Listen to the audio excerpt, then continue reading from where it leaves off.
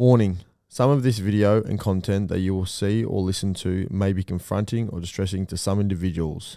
This episode discusses mental health and suicide. If you or someone you know is struggling, please seek help or contact Lifeline 131114 or visit the website of them, lifeline.org.au, or go to the website Beyond Blue, www.beyondblue.org.au/get support. Welcome to the Conway Show. We are back for another awesome episode here. This one here, we sat down with Majak Daw last year at a Conquer for 24 mental health charity event. So we thought we'd go back and make sure our listeners who weren't there on the day were able to get the education and information about what Majak spoke about. It was a really vulnerable conversation, sit down chat. I've known Majak for a fair while, playing junior representative footy with him, so it was really interesting to hear his story, his upbringing, about family, and I guess how he got through the ranks of the AFL system, become the first Sudanese footballer, and then obviously going through his mental health journey, which is, I guess, the pivotal conversation of this sit down. I know I got a lot from it. I know the audience that was there did. It's a really honest conversation, and we're really thankful for Majak for sitting down with us and being so vulnerable. I'm sure this conversation will help someone out there listening to this podcast. So big thank you to Majak, and I hope you get a lot from it. So sit down and enjoy it. I said to Maj before, we're probably the most nervous I've been in a while.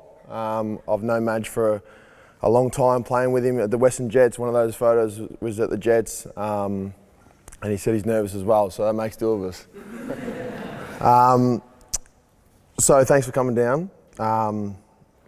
Obviously your story is quite unique, and it's quite special that you're still standing here. And we watched the project, and I've watched it probably, I reckon 10 times. And every single time I nearly start crying because I know you. And how, I guess, close you probably shouldn't be here. We're lucky you're here right now telling your story. And I know you should be really proud of how far you've come. I've listened to your audio book. I've got about 45 minutes left, and it was just, when you think you know someone's story, but then you go back and actually hear it from a different perspective of listening to your upbringing, listening to you starting footy here with Joey. I still remember you playing against you at Wyndham Vale, and just how far you've come to be playing AFL now is just insane. So I guess take us through your early years of going from fleeing Sudan to then Egypt to then Australia. Can everyone hear me?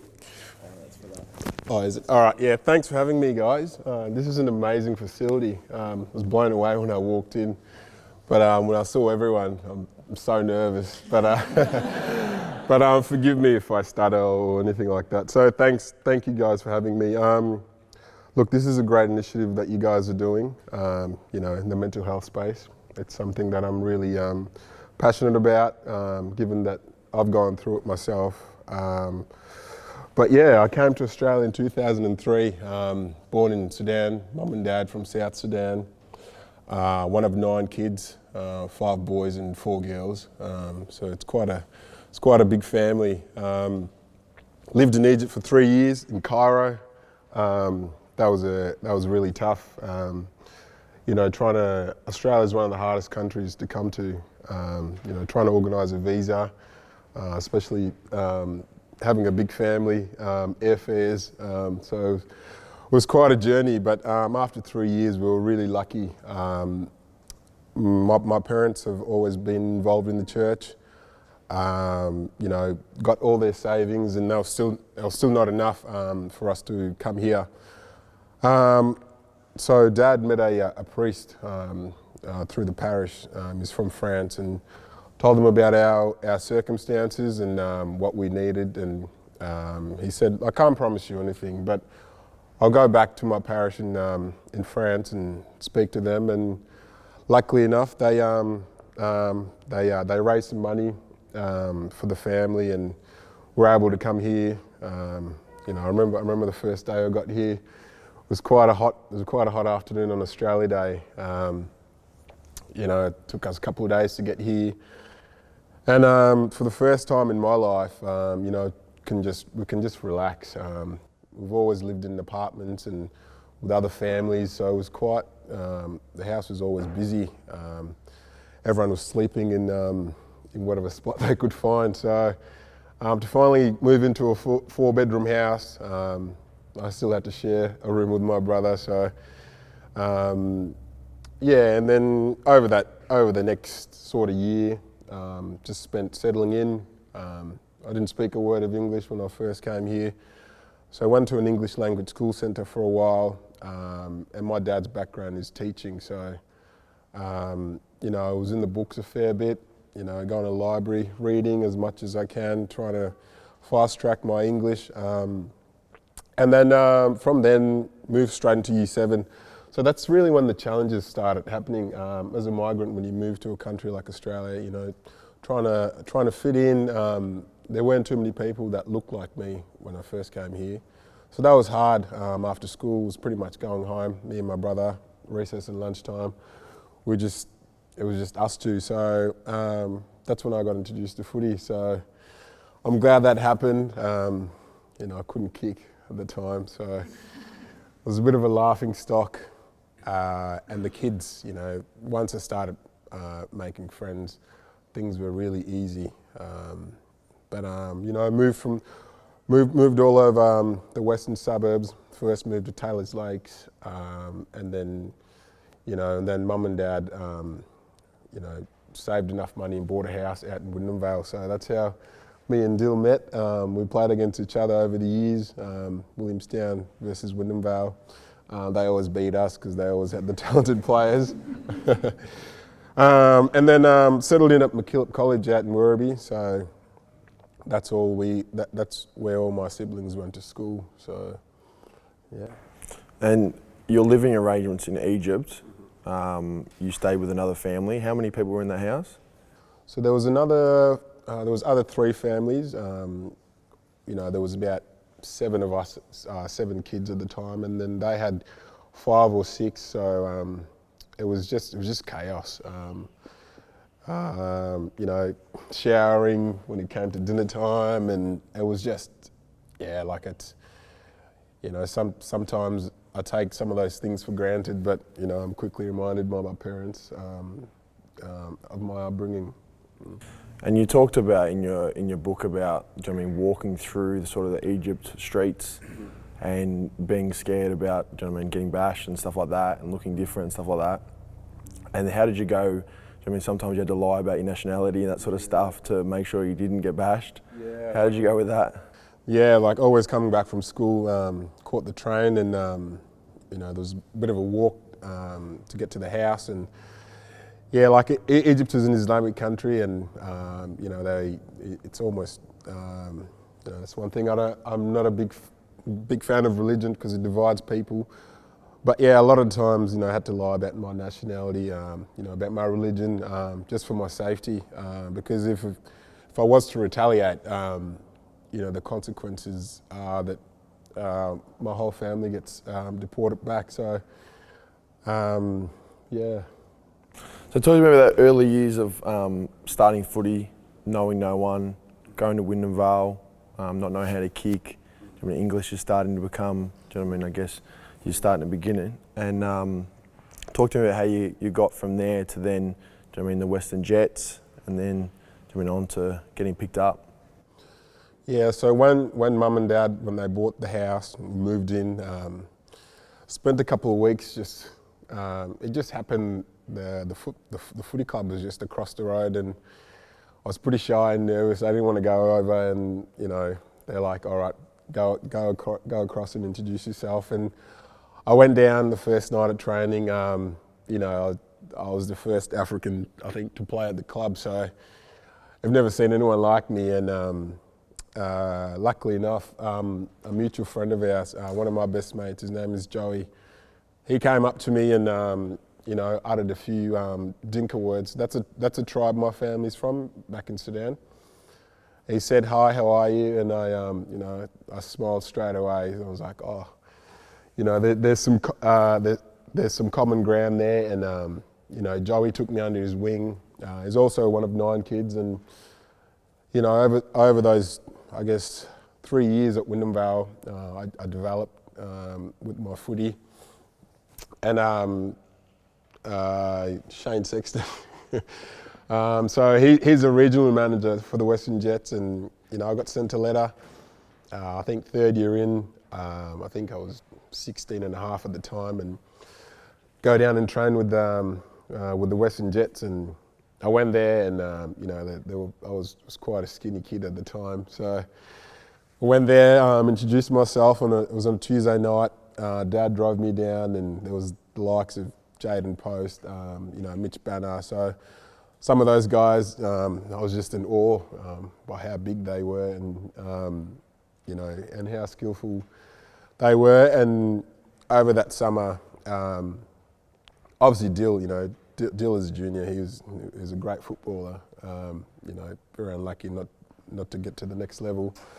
We all met. It was Dill, Joe, Jack Gray, a few of those Williamstown boys. They were there, and we played the 16s carnival, and then we made it to the 18 squad.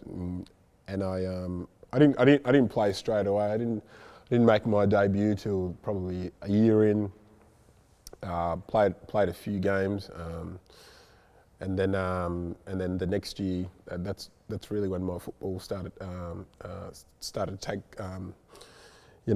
started to improve. And 13 games in, and there was a bit of talk about potentially getting drafted.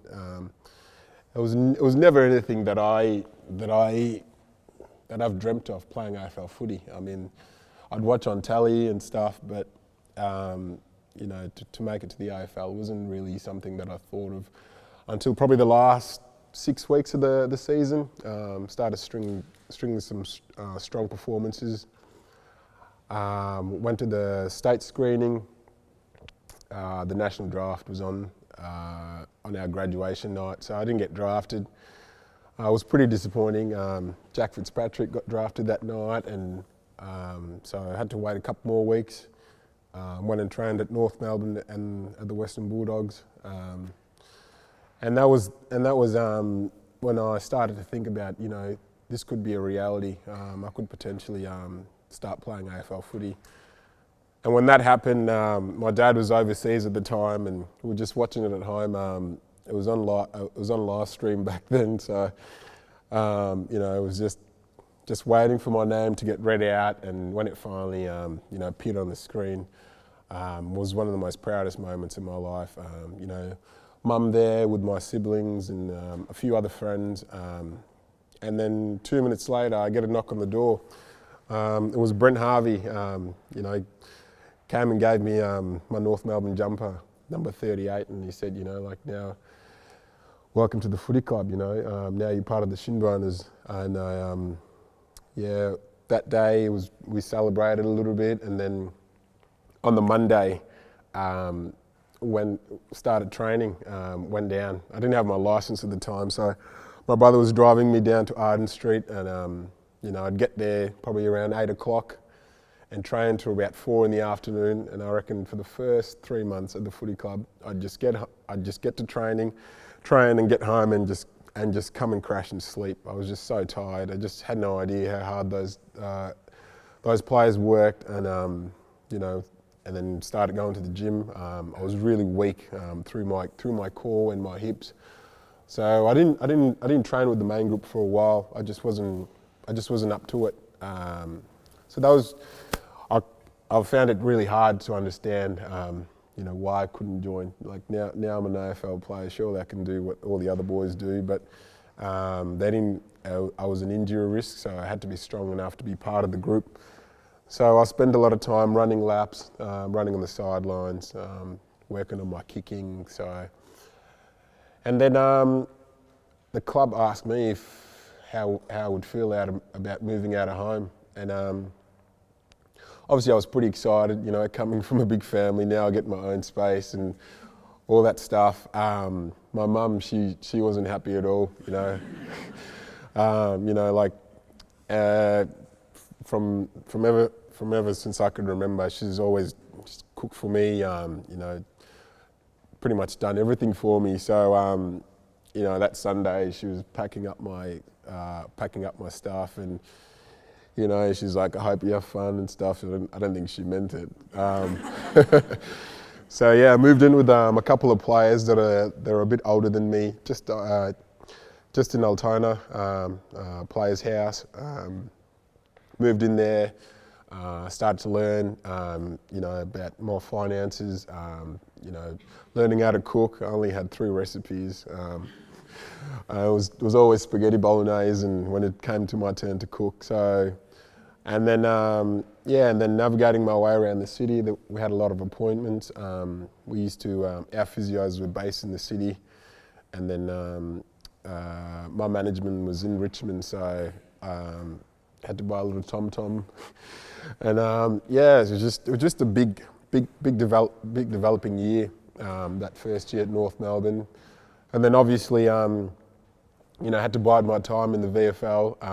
You know, I was playing VFL development, so that's not around anymore. And then after that, progressed into playing VFL footy, you know, against guys like James Podsiadly. Who else was there? There was a really good bunch of guys when I came, because our affiliated club was Werribee at the time, so there's a really good bunch of guys there, and obviously I come from the West, and so it was a lot of fun in that first year, yeah. So tell me, like, I mean, you're going from never playing footy before, then I still remember, I mean, playing at the Jets, and you would just be taking those sort of marks all the time, but then get told not to kick, where Mitch Banner would run around you and get the handball every single time, to now playing AFL. The rise is, I don't think anyone can understand how steep that is, and then you go moving out of home, like you said. In the book you sort of mentioned, I mean, you obviously love your family, and giving back to them is a priority, and what they've done for you, and I mean, all they had to, my best mate's dad is also your manager, yeah. And I mean, working through the finances of giving money to them, yeah. Do you know what I mean, out of a paycheck, and not having enough for yourself and stuff like that.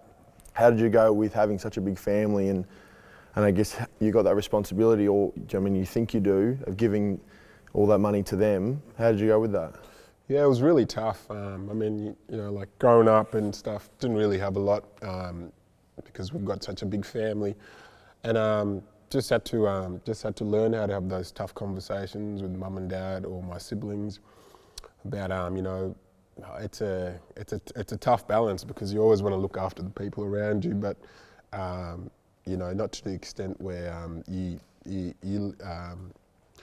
you're struggling yourself. So Shane Casley, which is my manager, he was great about sitting me down, sitting my parents down, and just saying, look, this is what's coming in, and if this is what goes out, Madge would be left with not much. And you know, it was hard, but in the end, I had to be really selfish to look after myself. And you know, Shane was almost my second dad, because some of those conversations were hard, but there were conversations that I needed to have with people around me. So. And talk about your mum being a really big support, and your dad, when you were hoping to get drafted, like you mentioned in your book, how like your parents were like, do you know what I mean, you need to think about your studies and that sort of stuff. Do you know what I mean? Footy's not a career.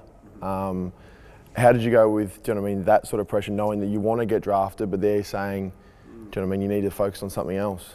Yeah, like, you know, Dad wasn't really, he was supportive, but I think, you know, he's been a teacher all his life, so, you know, education is really big to him, which I understand. And like, it's, you know, you'd always need to have something to fall back onto. I think those first few years, when you do get drafted, there are opportunities to study, and you know, they ran courses through the football club, and I was able to finish my business and management degree through that. So that eased the pressure a little bit.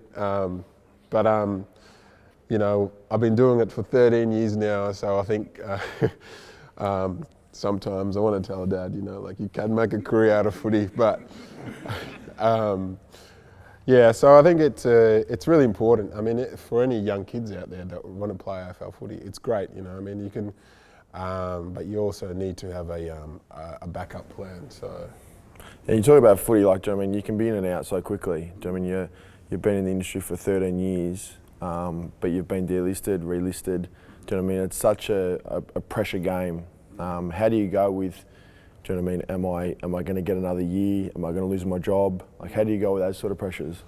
Yeah, I mean, like there are always conversations that I have with, you know, family or friends, people around me. You know, I've delisted at North Melbourne after being there for 11 years, and that was really tough. But at the same time, there were, I think, 11 players that also got delisted at that time. So,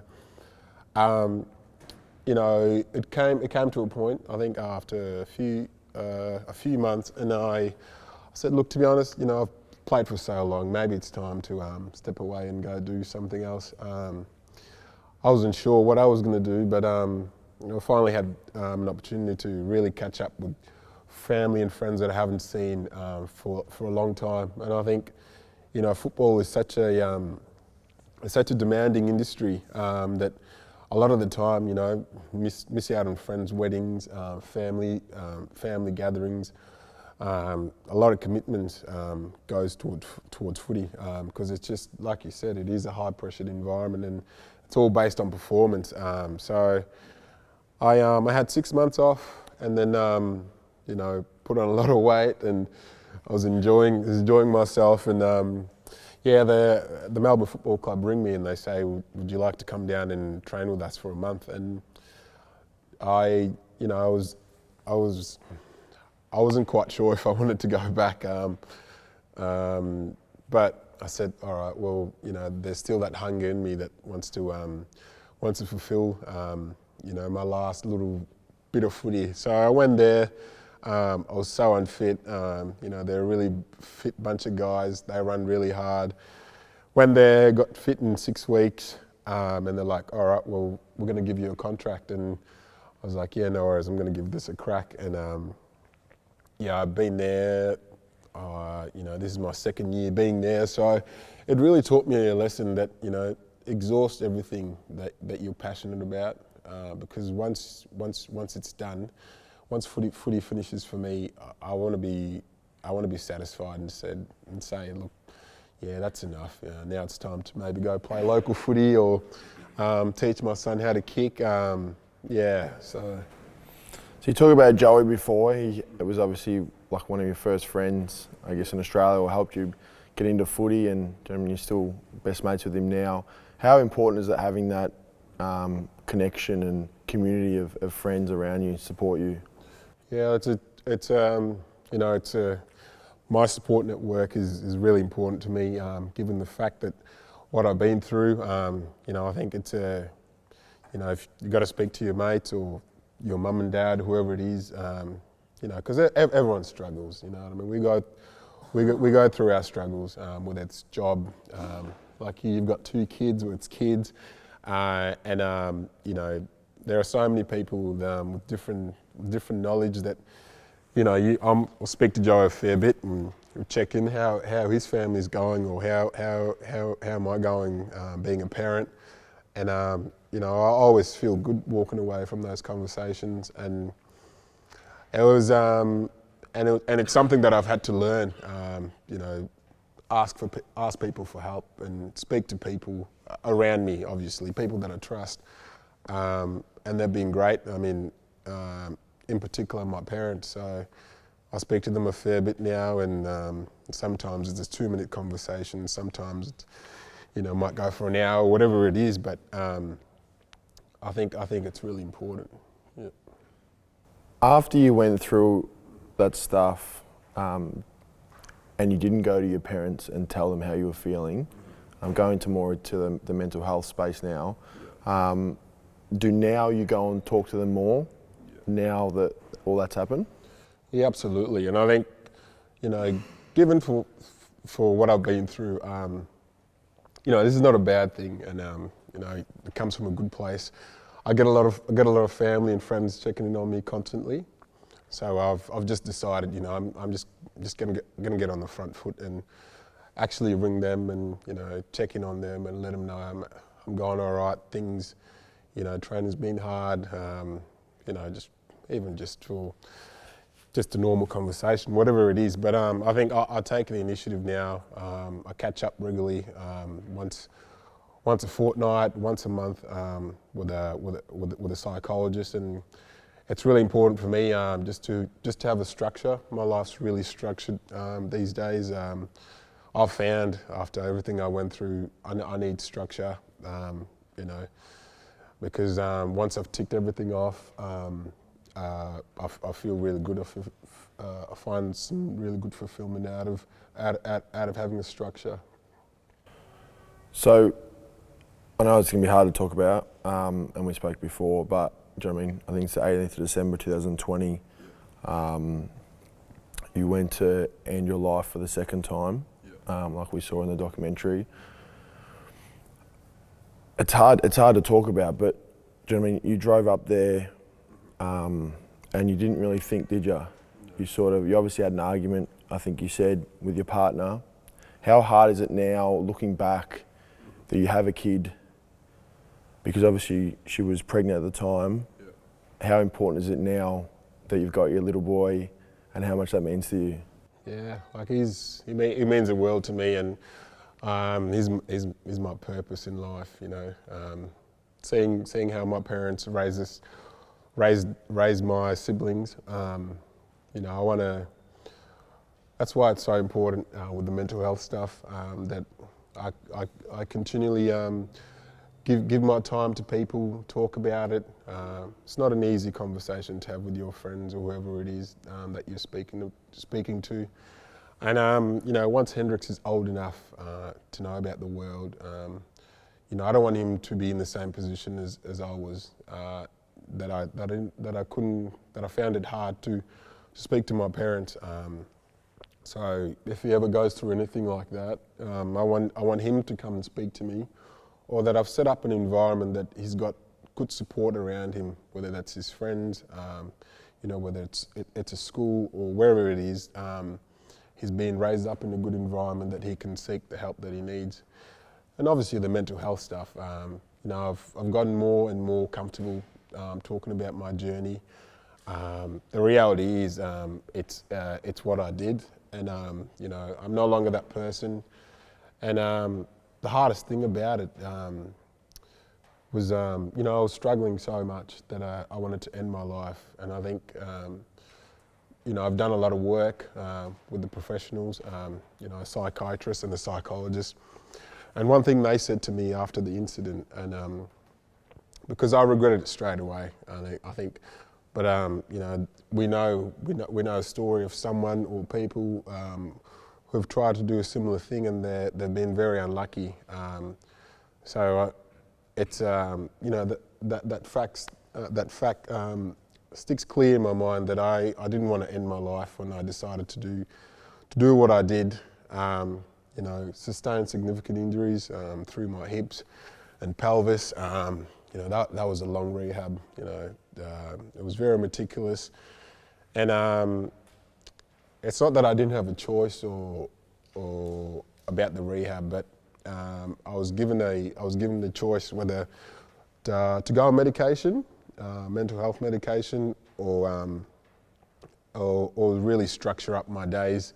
That's why I was talking about structure is so important for me. That I had to train really hard. I was at the Epworth in Richmond, and I would start in the pool at 7 a.m. in the morning, and the only reason why I'm laughing because I realise I'm like, I shouldn't be here. I'm surrounded by elderly men and women who have sustained injuries. It's in the warm pool in the morning, a lot of physio, and that was a big reality check that although I've been through what I went through, I know I look forward to next week. I look forward to next year. You know, those were the conversations that I had with my psychologist. That if I'm optimistic about the future, then I'm on the right path. So, mate, I think you're incredibly brave to open up about your story. I know when Joey found out, he was working at the time. He's a police officer, and so he's gone there not knowing if you're alive or not. Yeah. And also your partner at the time, and then realising that you are alive, and they said you're in pretty good condition considering obviously your whole body was broken, but you're alive. How did you go with, do you know what I mean, hospital and your parents, because they didn't know, only, do you know what I mean, your couple of good friends and your partner and the club doctor, they were quite angry that they didn't know beforehand, and they were quite angry in the hospital. And how did you deal with that, considering you're trying to recover and there's, do you know, heaps of people coming through, and do you know what I mean, what they're thinking? Yeah, it was really tough because it's obviously needed to get better both mentally and physically. And I think my dad in particular was really hurt, and that's one of those things I'll never take away. Or, you know, I can do something about it, help other people through my story and journey. But yeah, it was really tough. In the end, I just had to chat with him, and I said, "You're being really selfish." Although what I did was reasonably selfish. That I think he should be grateful that I've got people around me that I've told what I was going through. Obviously, that didn't help, but one person I'm really grateful for in my life is the club doctor. His name is Peter Bequee. We've had incredible chats over that period, and one of the hardest things when I was in hospital was the amount of people that were coming to visit me. I mean, I'm grateful. It's nice to see familiar faces, see my progress, see how I'm going, but it was to the point where you know, I couldn't rest. I was sleeping 3 times a day. I was just exhausted. So, you know, that's when the hospital staff had to step in, and you know, visiting hours were limited, so I can just focus on trying to get myself better. So, in the end, you know, after a month or so, me and my dad made up. You know, it took a long time, to the point where I didn't really want to see him at all come to hospital, and I think that must have been really hard for him. But I think there's a time and place, and I think what I was going through, that I just needed to focus on the rehab and getting right, because I started in a wheelchair, and then you know, a frame walker, and then crutches, and finally had to drive, and you know, going out in public was hard. You know, suffered severe anxiety, because now people knew me for someone who tried to kill himself, not the footballer. So that was hard. But I think the thing with anxiety is, you know, it can cripple you. You can sit at home all day, you can't do anything because you don't have the confidence to face people, and so I had to do it bit by bit. And it was a pretty funny story. My brother used to work at the Arbury Afloat, and he rang me and he said, "Do you want to come down?" And I completely just forgot. And I was like, "Oh, all right, I'll go down." I went down, and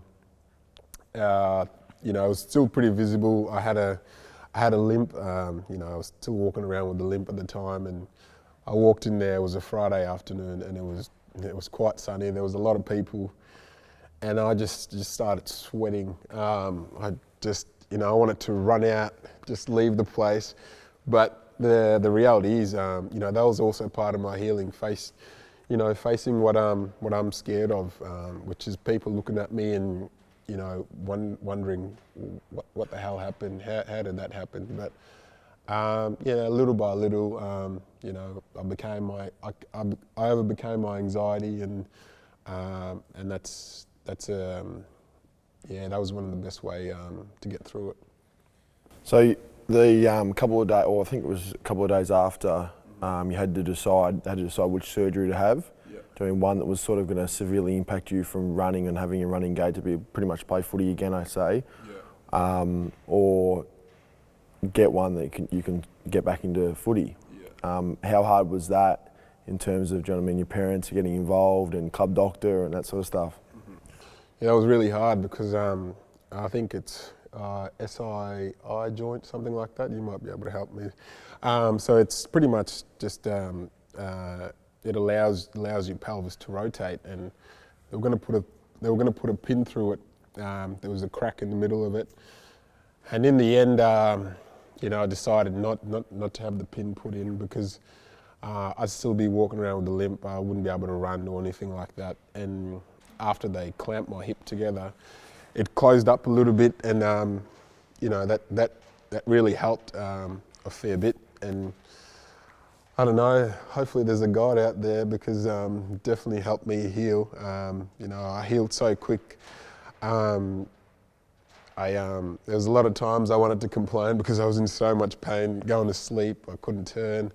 My joints weren't united, so, often in the middle of the night I'd have to grab my leg and, flip to the other side. So, and then there was a conversation with the head club doctor about medication, because throughout the day I'd just be falling asleep because of the heavy medication, and then he suggested maybe I should get off the medication, and what comes with that is learning to deal with pain management, and which the psychs and psychiatrists were really good, giving me tools, a lot of mindfulness,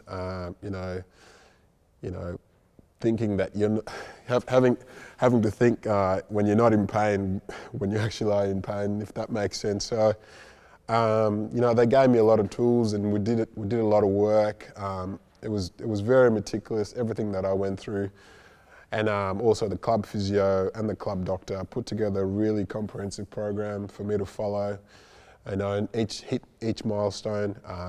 So I'm strong enough to, lift weights, or do a watt bike, or when I do get in the pool, that everything is back to normal. So how did you go from, do you know what I mean, you've gone from there to then getting back into running, walking? We saw running on the Ultra G treadmill, back training, running on normal ground, and then playing your first game again, like 700 days later. What was the feeling then? Yeah, man, it was such a long rehab. Probably one of the longest rehabs I've been through. Throughout football, I've had a lot of injuries, knees, surgeries, all that sort of stuff. But yeah, this is by far the longest and hardest rehab that I've had to do. But I think in the back of my mind, I always reflect, and playing football is I guess, well, playing football on the field and playing AFL footy is where I saw myself at my best. So I really wanted to get back on the field and play, because I think if I can do that, then I guess I'm back to my best or close to my best. And then there were a few times where I came close to playing, but the coach just kept me on my toes, and I come in and ask him, like, am I close this week? And he's like, no, we'll let you know when you're ready. So, but I was back playing VFL, and I felt great, but I think he just wanted to tell me and surprise me when I least expected it, because we went up to Queensland in the hub when COVID first started, and I left Hendricks behind, so that was pretty hard, not being able to see him much. We're up there for quite some time. And then I had a family commitment that I had to do over Zoom, and then the boys got on the bus, went to training, And then obviously word got around that I might be close this week to playing. So when I got out there and announced it to the boys, Jack Zeeble, who's someone I've we've played together for over a long period of time, and there were times when I was in hospital and he just surprised me at like 8 o'clock at night, with a bag of lollies and chocolate, and just sit there and chat for hours. And it was really fitting that he announced it to the team. And obviously everyone else was asking me questions. Are you nervous? Are you nervous about the weekend? And I said, no, I'm not nervous. I've had 700 days to prepare for this. So I went out, and that game up in Gold Coast, I was searching for a goal all day. I wanted to kick a goal so bad, and I tried to kick one from outside 50, and I got dragged straight on the phone. And the coach is like, "Look, there's not too many people in this team that have a license from outside 50, and you're certainly not one of them." So, so it was really humbling. And obviously went back out, and Sean Atley kicked the ball and marked it, and I went back through my routine and kicked the goal. And that was really it was a really great moment. I think not just for me, but over my journey, there's been so many people who've helped me get to where I am. Back out in the field. Being a father now, Hendrix was only a baby at the time. He had no idea what was going on. I'm grateful for my ex-partner. She's such a great mum. She looks after my son. My scheduling is so busy. I spend time twice a week with him. I just played today, so I came straight here. Go see him tomorrow. Spend half a day with him. But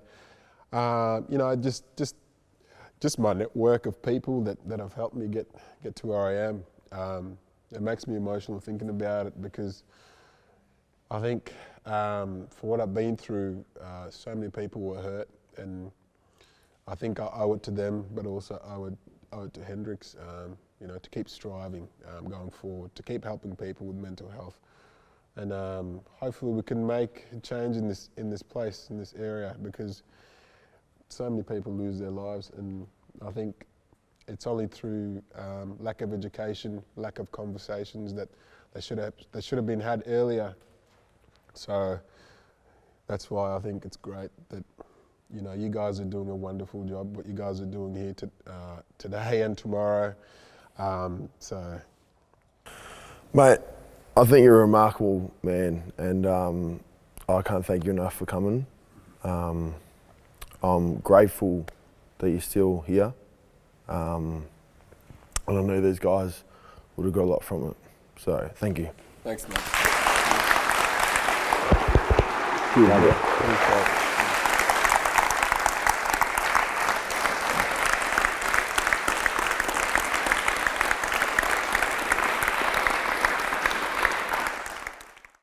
And that is it for our podcast for today. A big thank you again to Majak for sitting down with us at the Conquer for 24 event. Thanks for tuning in for the Conway Show. Look forward to bringing you heaps more podcasts, information, education on all things life, business, family and mental health. We look forward to tuning in next week for another Ripper episode. Thanks for tuning in on either YouTube, Spotify or iTunes. We'll see you next week. Thank you.